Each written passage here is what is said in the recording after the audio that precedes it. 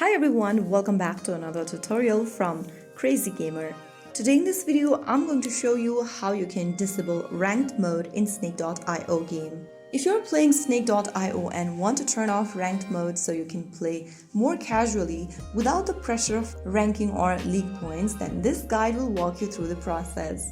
First of all, launch open Snake.io game on your device and make sure you are connected to the internet. Once you are sure of that, from the home screen, go ahead and tap on the gear button at the top left corner of the screen, and from there, click on Gameplay. Under Gameplay, you will see Ranked Mode option. Tap on Off underneath Ranked Mode. Soon after you do that, you will be able to turn off the Ranked Mode. If you ever want to turn it on, you can come back to the same menu and choose On, and there you have it.